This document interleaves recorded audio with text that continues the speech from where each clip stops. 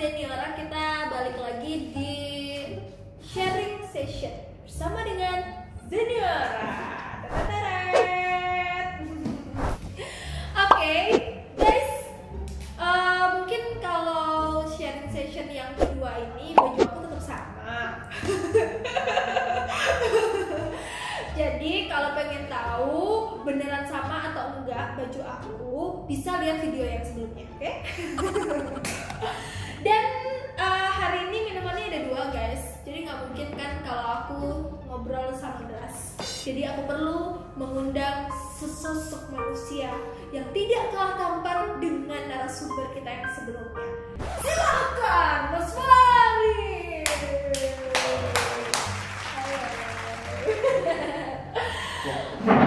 Apa kabarnya hari ini, Mas Fahri? Alhamdulillah baik. Alhamdulillah baik. Bahagia bertemu saya? Luar biasa bahagia. Wow, ternyata alhamdulillah saya bisa membuat orang lain bahagia tuh udah bahagia banget ya. Jadi guys, narasumber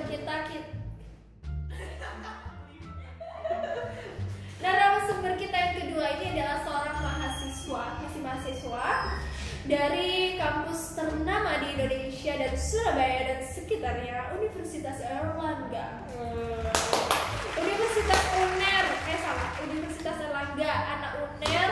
Dan kalau yang sebelumnya dari anak IPA, ini adalah anak sosum, alias anak IPS, alias jurusannya adalah manajemen. Kamu pasti pintar memanajemen keuangan kita nanti. Harapannya seperti itu. Harapannya seperti itu, kamu pasti bisa. Aku akan menyemangatimu dari belakang. Oke, jadi kali ini Mirza akan ngobrol dengan anak manajemen UNER gitu ya.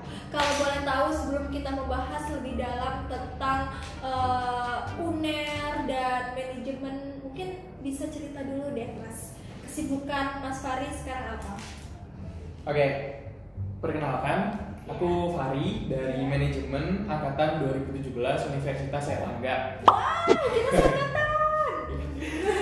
Jadi aku sekarang sibuk di salah satu unit kegiatan fakultas yang ada di Fakultas Ekonomi dan Bisnis, Iya. yaitu kelompok studi pasar modal. Oh, tunggu. Jadi kalau manajemen itu masuknya ke Fakultas Ekonomi dan Bisnis. Jadi gitu guys, Fakultas Ekonomi dan Bisnis dan jurusannya adalah manajemen. Oke. Lanjut. Jadi aku sekarang sibuk di, ya nggak sibuk-sibuk amat sih. Oh, Oke. gitu. Sibuk juga nggak apa-apa. Aktif. Aku akan mengerti. Aku aktif di salah satu unit kegiatan fakultas, yaitu namanya kelompok studi pasar modal. Kelompok studi pasar modal ini belajar tentang mekanisme pasar modal yang ada di Indonesia.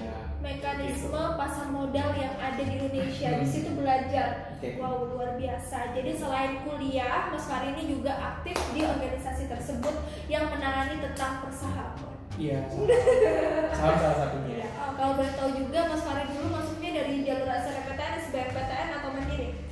Aku di lewat jalur SNMPTN. Wow, lewat jalur SNMPTN. Menurut aku jalur SNMPTN itu jalur yang berjuangnya lama ya, 3 tahun. 3 tahun ya. Kalau teman-teman SBMPTN itu rata-rata mungkin belajarnya paling lama 1 tahun sudah mulai mempersiapkan ya.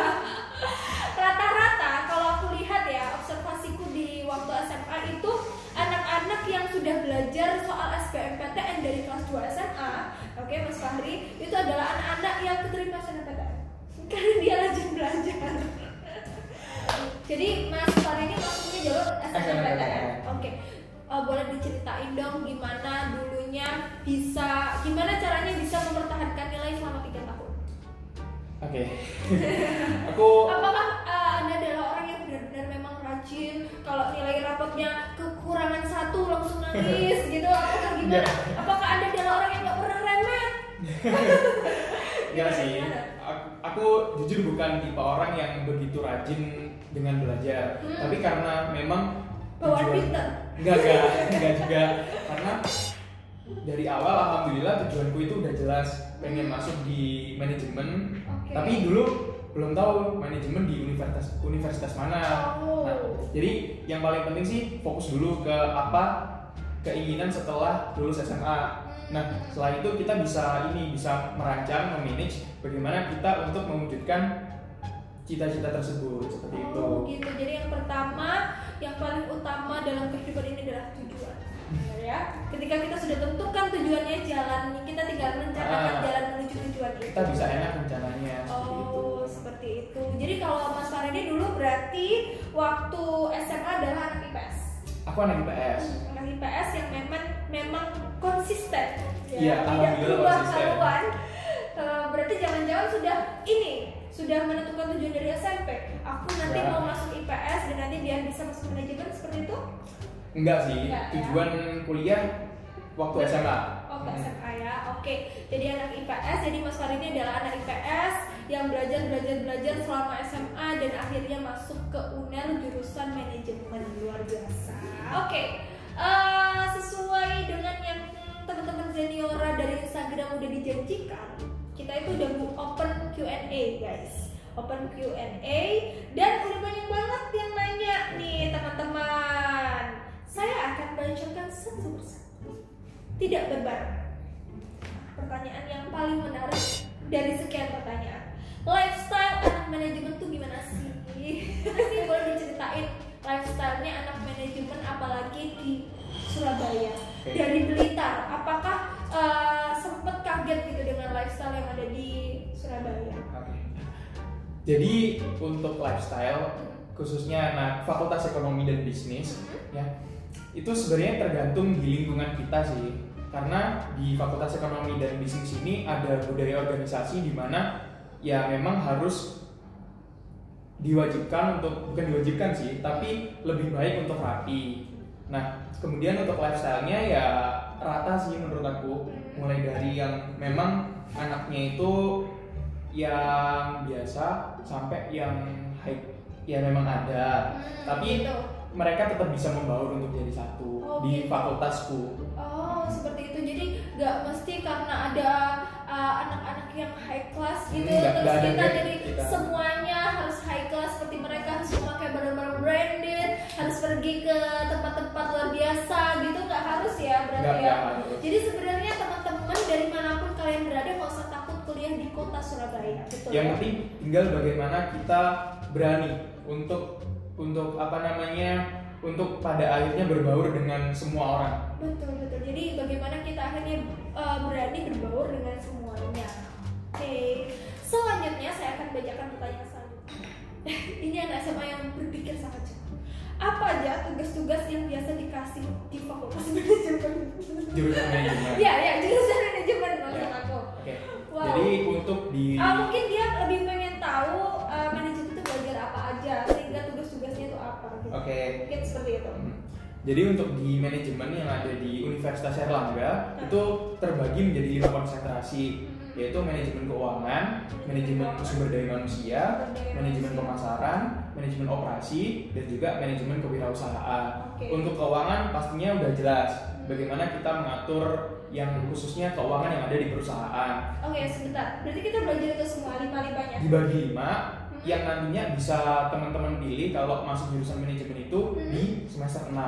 Kebetulan aku ngambilnya manajemen sumber daya manusia. Oke, jadi manajemen sumber daya manusia. Kalau kalau aku nanya ya, ini tentang manajemen sumber daya manusia berarti itu adalah mengatur sumber daya manusia. Atau gimana kalau sumber daya? Kalau keuangan kan jelas, sumber daya manusia seperti apa? Oke. Seperti yang namanya manajemen sumber daya manusia, manage orang. Ya, kurang lebih seperti itu. Dan terlebihnya manajemen sumber daya manusia itu bagaimana kita memaksimalkan potensi yang ada di perusahaan, khususnya di sumber daya manusianya. Seperti itu. Kemudian tadi sumber daya keuangan, mengatur keuangan. Daya sumber daya manusia, memanage orang. Sumber daya manusia yang ada di perusahaan. Terus manajemen apa lagi? Pemasaran. Yang diingat cuma keuangan. Pemasaran. Kalau pemasaran ini lebih seperti marketing? Benar, marketing, bagaimana kita mensegmentasikan pasar, kemudian menargetkan produk apa yang cocok dengan pasar, seperti itu. Seperti itu. Kemudian yang keempat tadi? Operasional. Oke, kalau operasional seperti apa? Operasional ini berkaitan dengan logistik dan juga rantai pasok sebuah perusahaan. Seperti itu. Kemudian yang terakhir? Kewirausahaan. Kewirausahaan itu seperti manajemen bisnis. Benar, Oke. bisnis. Tapi kalau di UNER namanya manajemen kewirausahaan. Oke, jadi seperti itu, gengs, yang dipelajari di jurusan manajemen.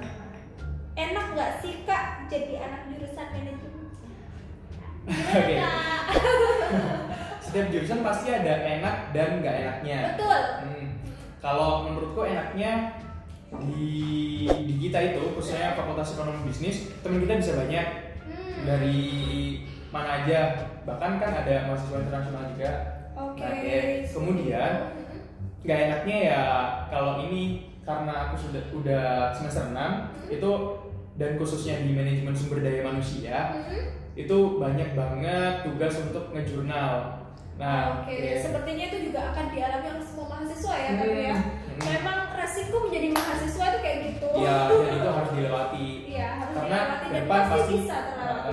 Insya Allah bisa. Insya Allah Pasti bisa lah. Kamu bisa kok. Cepat Kakak. Oke, Kak, kalau sekolah kita nggak bisa ke daftar SNMPTN gimana ya? Oke, karena itu mungkin kebijakan yang ada di Kementerian Pendidikan yang sekarang ya. Itu ya kembali lagi ke kebijakan dari Kemendikbud, bagaimana nanti akhirnya. Ya mungkin bisa diusahain melalui guru-guru yang ada di sekolahnya ya. Mungkin teman-teman bisa nyoba untuk memperjuangkan supaya sekolah kalian memperjuangkan dengan cara ngomong ke Bapak Ibu guru, supaya Bapak Ibu gurunya juga bisa mengajukan ke Kemendikbud bahwa sekolah kalian itu juga layak untuk terdaftar di SNMPTN. Yang pasti kalian nggak usah minder karena banyak cara lain. Oke, ada SBMPTN, ada juga Mandiri. Benar. Mandiri juga bisa. Oke, kalau gitu ngomongin soal mandiri di UNER dan di Surabaya, apakah benar itu sangat-sangat mahal? Kalau di jurusan sosum? Oke, kalau di jurusan sosum ya, ini balik lagi bagaimana kita melihat mahal atau enggaknya. Karena mandiri juga ada kok temanku yang di sosum mandiri itu dapat beasiswa. Wow. Dan dia juga nggak keluar uang. Jadi Padahal bisa ya, mandiri bisa. beasiswa itu juga bisa. Oke, ternyata masih banyak banget cara-cara Iya, untuk banyak. belajar guys. Tinggal gimana kita mencari cara-caranya. Saya anak IPA Kak, tapi nanti rencananya UTBK ambil soshum. Gimana? Oke. Anak IPA ambil UTBK di sosum. Oke. Menurut Kak Fari? Ya. Jadi banyak kok teman aku yang pada awalnya IPA, kemudian pada akhirnya sosum. Tapi ya balik lagi ke kita, bagaimana kita kadang itu kan ada gap atau ketidakseimbangan di mana anak IPA bisa daftar sosum, anak IPS nggak bisa di saintek. Iya, gitu. betul. Ya nggak apa-apa sih, tapi masa iya kamu SMA di IPA tapi pada akhirnya kamu ambil jurusan yang hanya teman-teman lain, tapi ya itu tergantung pilihan teman-teman. Mungkin bisa aja dipertimbangkan lagi gitu ya. gitu sih. Mungkin bisa dipertimbangkan lagi, terutama kalau kalian emang belum penjurusan di SMA gitu ya. Betul, Mungkin benar-benar betul. bisa dipikirin. Dipertimbangkan dari awal. Iya, betul. Karena kita juga harus memikirkan teman-teman yang di jurusan IPS gitu ya, yang lainnya. Wow, ternyata ini curahan hati anak IPS. Ternyata mereka juga merasa, jadi selama ini tuh merasa gak terima gitu ya. Sebel banget, kenapa sih kamu tuh udah IPA ya, wes IPA aja gitu loh, gitu ya. Gak sebel juga sih. Tapi kesel dikit ada dong. Untungnya aku bisa ada kesempatan bersaing. keterima. Bisa Kan bersaing. kasihan yang udah sosum tapi ngambilnya sosum tapi nggak keterima. Harus terpikir dengan teman-teman IPA Anak saya. gitu ya. Semangat mempertimbangkan itu teman-teman. Tapi jujur aja, aku tuh dulu juga anak IPA yang sebenarnya pengen masuk komunikasi. Dan komunikasi itu kan IPS ya. Tapi jadi selama SBMPTN aku sudah mempertimbangkan untuk belajar IPS. Tapi ternyata aku tidak sanggup. Karena aku nggak sanggup belajar sejarah yang begitu banyak. Aku nggak sanggup. Akhirnya udahlah aku IPA aja. Pada akhirnya ke jurusan yang sama. Benar, di jurusan teknik akhirnya. Kita lanjutkan. Oke, lulusan dari jurusan manajemen kira-kira sebagian banyak prospek kerjanya itu di mana? Oke, karena ini manajemen dan kan itu sangat luas ya. Ya benar, fieldnya itu sangat luas untuk di bidang manajemen karena apapun pasti harus di manage kan. Iya betul. Nah, kembali lagi ke perasaan kamu. kembali lagi ke 5 konsentrasi yang ada di manajemen yang ada di UNER. Nah itu kalian ya sesuaikan aja sama konsentrasi kalian yang udah diambil ketika nanti di semester 6. Kalau di manajemen keuangan ya nanti ngurusnya di keuangan. Oh, contoh profesinya kalau sudah kerja kalau manajemen keuangan? Di manajemen keuangan bisa di Bank Indonesia, Okay. Bursa Efek Indonesia atau OJK. Oh seperti Gitu. itu. Kalau yang ini, kalau seperti kamu Mas Fari, itu kalau di perusahaan itu menjadi apa? Apakah jadi HRD atau? Iya, di bidangnya Human Resource Management. Kalau di perusahaan, ya nanti saingannya sama psikolog. Oh iya betul saingannya sama psikolog. Kalau jadi manajer bisa juga jadi dari manajemen? Bisa. Okay. Namanya juga manajemen. Sebenarnya ya.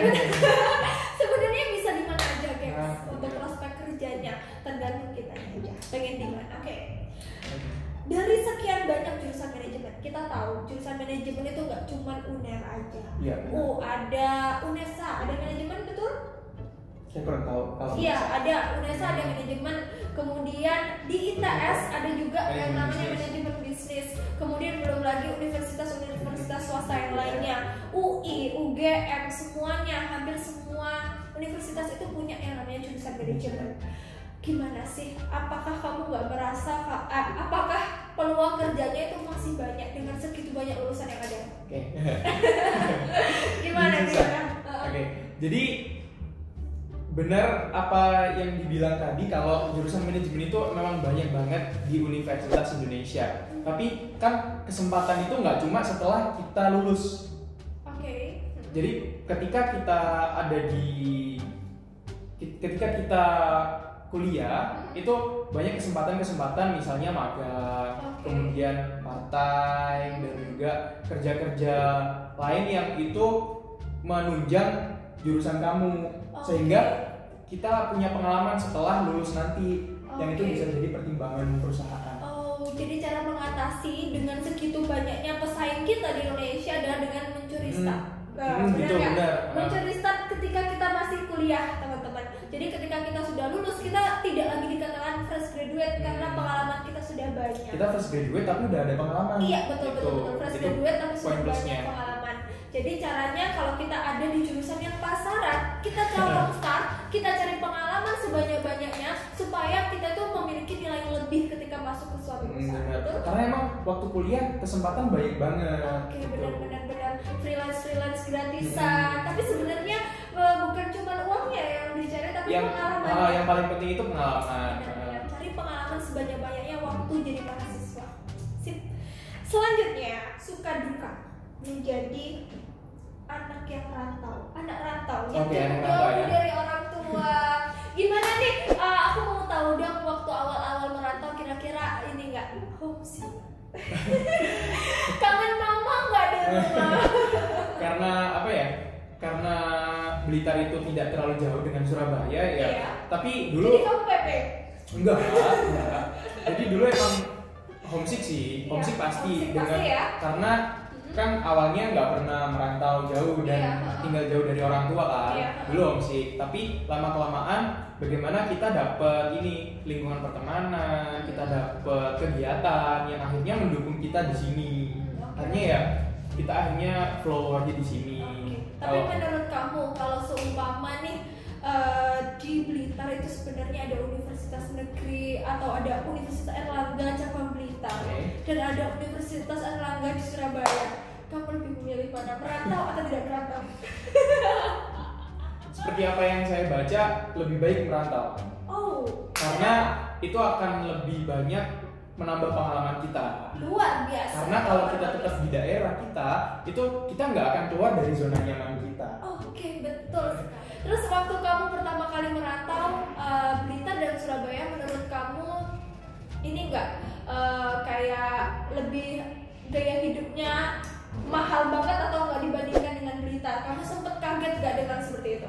Yang pasti beda banget ya, karena kota Surabaya kan kota industri dan Blitar ya begitulah karena jauh dari industri juga. Pasti biaya hidup di sini akan lebih banyak daripada di Blitar. Dulu sih sempet sih, tapi akhirnya ya bagaimana kita menghadapinya setelah itu, karena memang ya kalau biaya hidup banyak pasti kalau nggak menurunkan pengeluaran dan menaikkan pendapatan. Bagaimana seorang manajemen memanage keuangannya sendiri?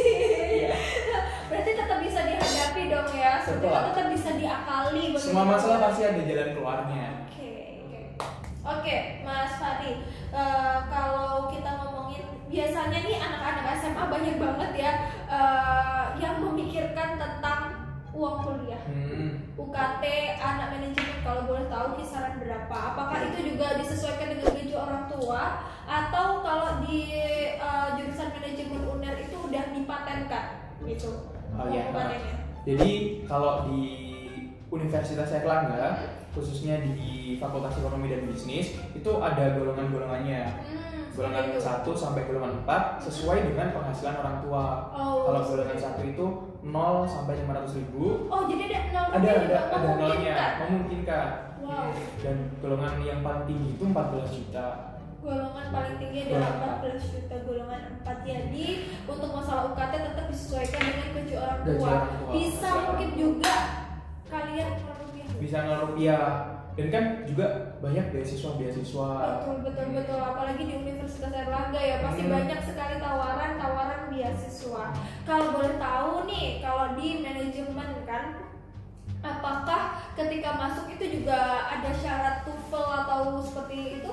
Oke, untuk mahasiswa yang ingin masuk di Universitas Airlangga itu syarat masuknya ILBT, bukan TOEFL. Apa itu?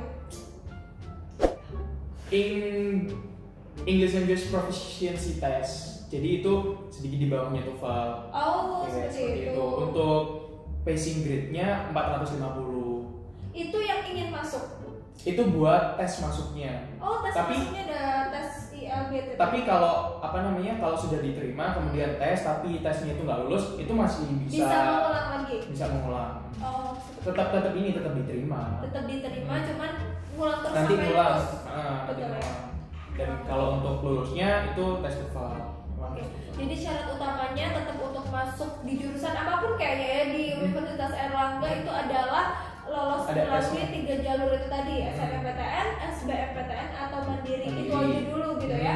Kalau di jurusan manajemen ada syarat tes kesehatan tertentu atau enggak? Oh, nggak ada. Kalau sosum bebas di ya? Manajemen bebas. Oke. Jadi kalau seumpama saya sedikit gangguan jiwa itu nggak apa-apa. Itu bisa diperbaiki. Oh, itu bisa diperbaiki. Iya.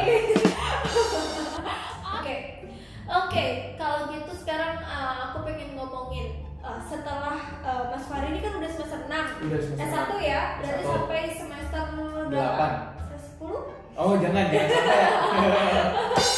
Sampai semester 8. Ada rencana pengen jadi 3 tahun setengah?